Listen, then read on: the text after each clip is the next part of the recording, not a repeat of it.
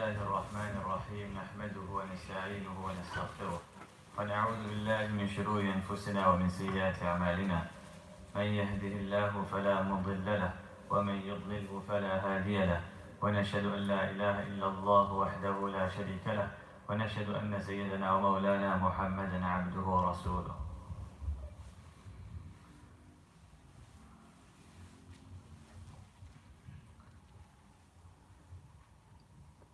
Dear respected brothers and sisters and listeners,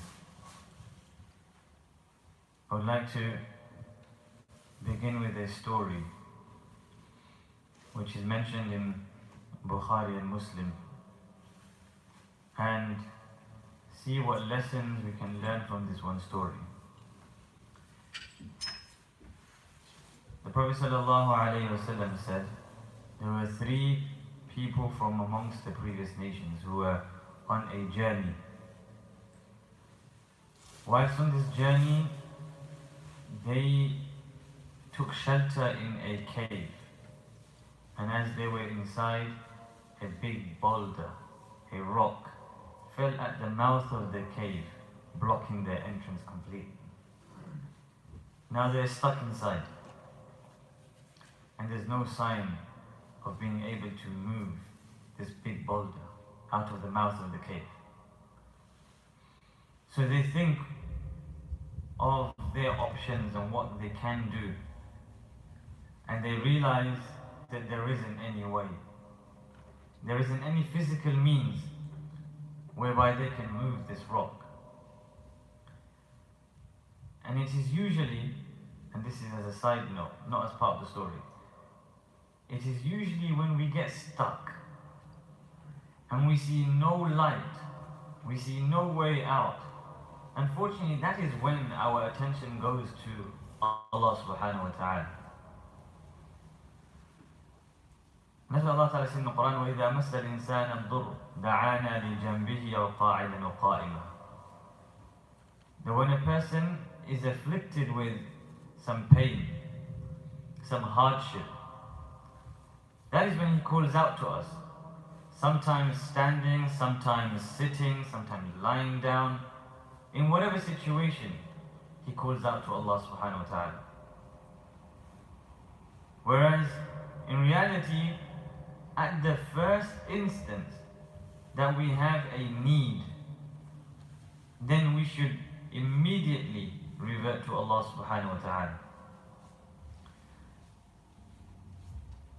So these men start discussing what they can do, and they came up with an idea that let us all make a dua to Allah Ta'ala, invoking His mercy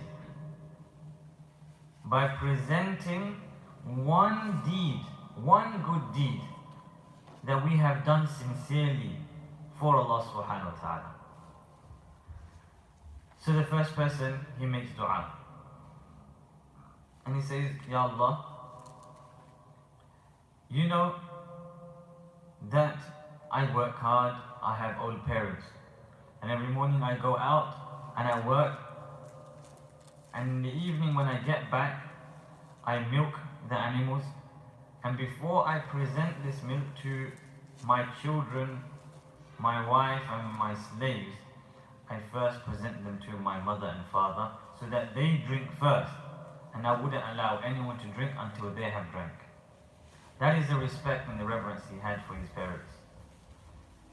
On one particular day, he went a little further and he was delayed in getting back on time. And by the time he had returned and he had milked the animals, his mother and father had already gone to sleep. So there he has the milk, but he didn't want to wake up his mother and father and disturb them. Nor did he want to give preference to his wife and his children, who by that time were hungry and crying out for milk. He didn't want to give them preference over his parents.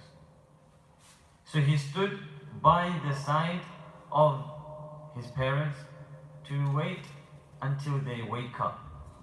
Now, as soon as they wake up, I'm going to present this milk for them. Oh Allah, if I did this solely for your pleasure, then remove this rock from the mouth of the cave. So as he made the dua, the rock moved a little. But it still wasn't enough for them to get out. So the second one makes dua. That, oh Allah, there was a girl that I loved very much and I loved dearly. It was a cousin. But she never wanted to marry me or fulfill my desires.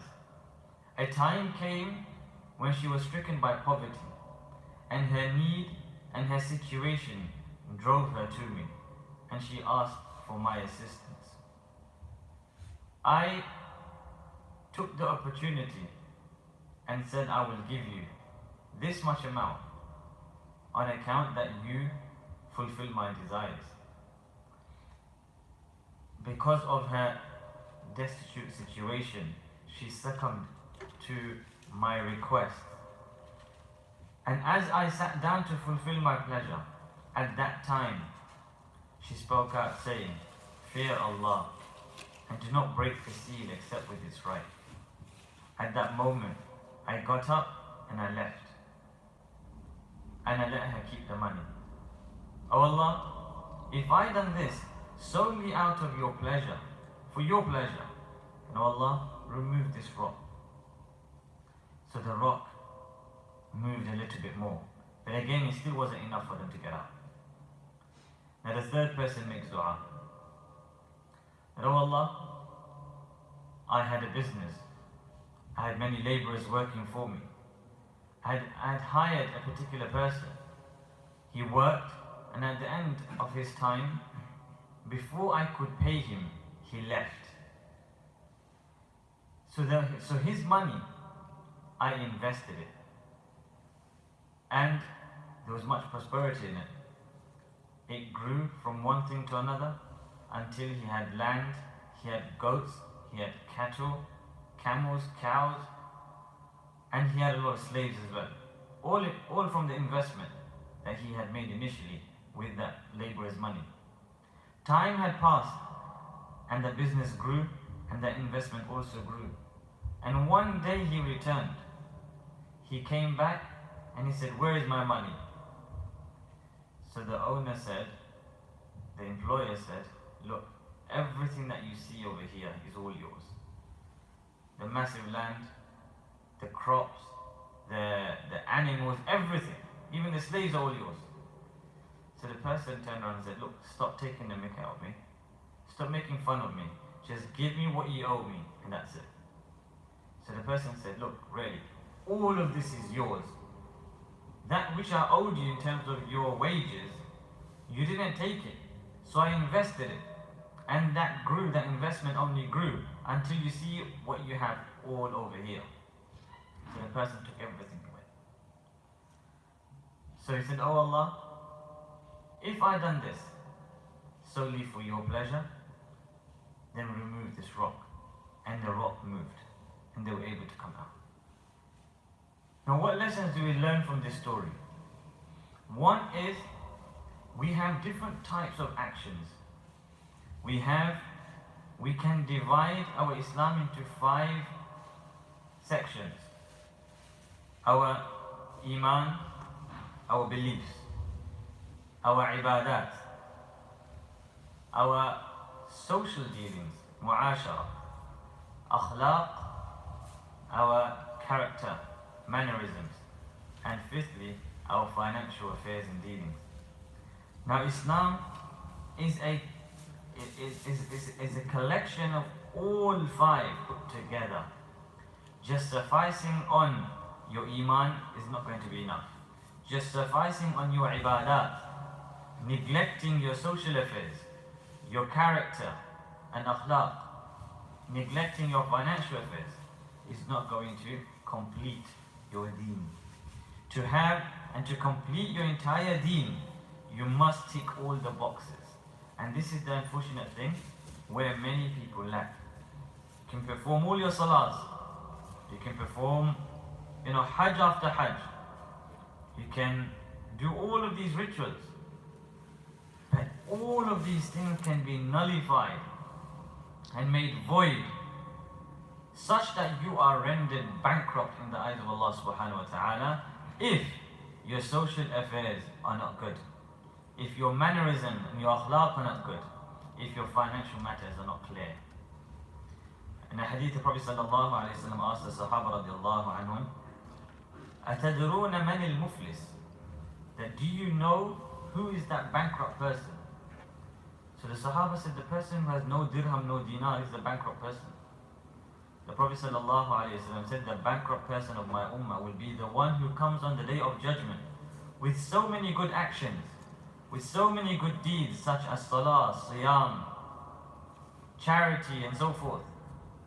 But he would have abused somebody else. He would have taken the right of another. He would have sworn at someone else. And he would have spilled the blood of somebody else. So all of these people whom he had wronged on the day of judgment will be demanding for their rights from him. So Allah subhanahu wa ta'ala will take from this person's good deeds and pay all of those people whom he had owed. Because the currency on that day is not going to be no dollars and no pounds, but the currency will be a'mal and will be deeds. So this person's good deeds will be distributed amongst all those people who he had wronged, and until all of their rights be given. And there still will be more people demanding their rights, but this person's good action would have depleted by them. So their bad actions will be then loaded onto this person. As a result, he will be thrown into the fire of Jahannam. So this is where our social conduct, how we are with the closest members of our family, parents. In the Quran, wherever, in places where Allah subhanahu wa ta'ala decrees and He orders that there should be none to associate partners with Him. وَقَضَى رَبُّكَ أَلَّا تَعْبُدُوا إِلَّا إِيَّاهُ. That you don't associate any partners with Him, don't worship anyone with Him. Allah ta'ala says after that, وَبِالْوَالِدَيْنِ إِحْسَانًا. And to be good with your parents is another strong emphasized command of Allah subhanahu wa ta'ala. Such that the father is considered to be the central entrance to paradise, and paradise to be beneath the feet of the mother. Where the pleasure of Allah lies in the pleasure of the parents. And especially in the era that we live in, this should be all the more emphasized, and people should be an example for the younger generations of how to treat our elderly and how to treat our parents. Because these are one of our core values that we have, which is not found in every culture, in every country, and the different ideologies that are out there. So this is one we learn from this story, is that along with our iman and ibadat, we have to take care of the other three sections of our deen. And out of our social affairs, our home affairs, our family affairs, obviously takes precedence. The way Allah subhanahu wa ta'ala emphasizes in joining the ties and kinships between the family members, such that Allah subhanahu wa ta'ala says, those who join their relations and their ties, then I also connect and join with them. And those who sever their ties and their relations, then I sever from them also. I sever my connection and my ties from them also. So if you want to connect to Allah, then that will be done by connecting with the people around you who are most closest to you. And more than that, those are the people whom Allah has chosen to be in your life. You had no choice over your parents. Allah chose them for you. You had no choice over your siblings, brothers and sisters. Allah chose them for you. Your aunts and your uncles, Allah chose them for you. So that those whom you sever, those whom Allah has chosen for you, and you sever, then you are severing yourself from the connection of Allah subhanahu wa ta'ala. In terms of the financial matters, again, There will be people whom we have financial dealings with. We won't be able to live without having any financial affairs with others, whether it be with your workplaces, with your occupation, being paid, being given a task to carry out, to be paid for, or there may be loans and debts that you have taken. These are all under the financial dealings in your affairs. How you sell products, if you are a trader, if you're a businessman, how you conduct your business, how you treat your employees, whether you pay them on time. And according to the mafhum of the hadith, that the person should be paid before his sweat dries. That you employ a person, don't delay in paying him. Before the sweat dries, he should have that money for which he had worked for. If these things are not in place, then on the day of judgment you're looking for trouble. One is your affair with Allah. Allah is Arhamur Rahimin. He is the most forgiving. He is Rahman and Rahim. But when it comes to dealing with people, then people are not Ar-Rahman and Ar-Rahim. People would want their rights. There's a different aspect of each and every individual forgiving and wishing to be forgiven. But then that is all up to a person and an individual. We should not want to leave our matters in the hands of people, but we should have it cleared in this world before we arrive on the day of judgment. So that too, if we have any financial dealings with people, we should really look at it and see how we can settle the matters before we leave this world. If you have debts, the Prophet ﷺ wouldn't perform the Salatul Janazah over a person who was in debt. That's how serious it is. Until somebody would take the responsibility of paying that person's debt off. That's how important it was, or it is, to pay all your debts and have it cleared. And if, for instance, you do have debts, and it may be a long-term debt, have it written down as a will, that those people be paid by whatever you leave behind from your next of kin. Another thing we learn from this story itself is the power of your dua. The power of your dua. And the way to invoke the mercy of Allah subhanahu wa ta'ala. One is that we just make general dua, oh Allah, I want this, I want this, I want this. And Allah may give it. But we should always look to tick all the boxes in getting our dua answered. One of them is to perform a deed which you do solely for the pleasure of Allah subhanahu wa ta'ala, and thereafter make your dua. Having done that deed, that is more likely to attract the mercy of Allah. And just as in this instance, where these men found the rahmah and the mercy of Allah ta'ala, the assistance of Allah subhanahu wa ta'ala, by presenting their deeds, or you can say through the wasila of their deeds, through the means of their deeds. Likewise, if ever in our past we have performed such good deeds, which we know that this was solely for the pleasure of Allah, we should also present that in the court of Allah, invoking Allah's mercy by means of that deed. Allah Ta'ala says, وَإِذَا سَأَلَكَ عِبَادِي عَنِّي فَإِنِّي قَرِيبٌ. When my servant asks you in regards to me, tell him that I am close. And when he calls out to me, then I answer him. So, whenever we make the dua, we should contemplate that Allah is close to us, close to our hearts. And Allah Ta'ala is all knowing, hearing, seeing.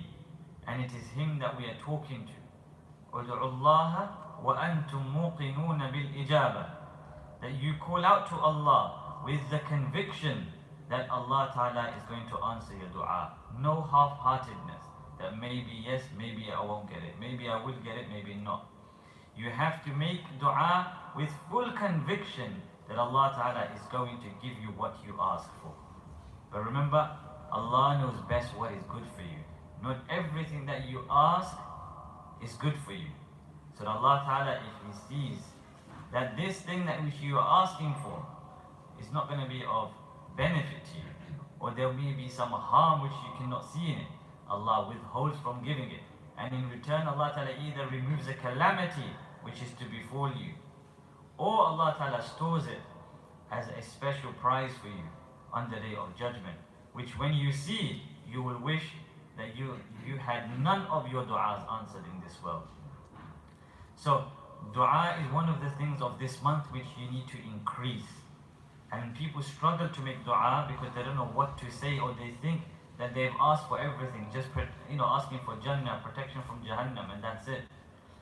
But speak to Allah as though you are speaking to a friend, as though you're speaking to a very close friend, dear friend, and you're telling him your secrets. If you look into the story of Nuh alayhi salam, how he speaks to Allah. إِنِّي دَعَوْتُ قَوْمِي لَيْلًا وَنَهَارًا فَلَمْ يَزِدْهُمْ دُعَائِي إِلَّا فِرَارًا وإني كلما دعوتهم لتغفر لهم جعلوا أصابعهم في آذانهم واستغشوا ثيابهم وأصروا واستكبروا استكبارا ثم إني دعوتهم جهارا ثم إني أعلنت لهم وأسررت لهم إسرارا. He's giving a full account and detail of everything he did. He called out to his people to come to worship the one Allah. Instead of coming closer, they started to flee and run away more. When he would call them in public, they will put their fingers into their ears, and then they'll cover their faces. And he will call them in public and in privacy. And this is what he's saying to Allah. Oh Allah, I done this, then I done this, then I done this, then I done this. Of course Allah knows all of these things. But it's about you expressing that to Allah. Opening up your heart to Allah. Saying, oh Allah, I tried this as well. I made that mistake. Then I felt weak on this part. Then I done this. When you speak to Allah as though you're speaking to a friend, then you begin to feel a connection with Allah subhanahu wa ta'ala. When your hearts get connected, when your heart gets connected to Allah subhanahu wa ta'ala in that manner, and then you start asking for what you need, then you will definitely have that conviction that Allah ta'ala is going to answer you. May Allah subhanahu wa ta'ala give us the tawfiq. May Allah subhanahu wa ta'ala make us from those who fulfill all the criteria of our deen, from our ibadat, from our things which we do, which are due to Allah, and from those things which are due to the people and the makhluk also. May Allah Ta'ala give us tawfiq to make that connection with Him, and may Allah Ta'ala make us from amongst those who have their du'as answered. Ameen wa rahmatullahi.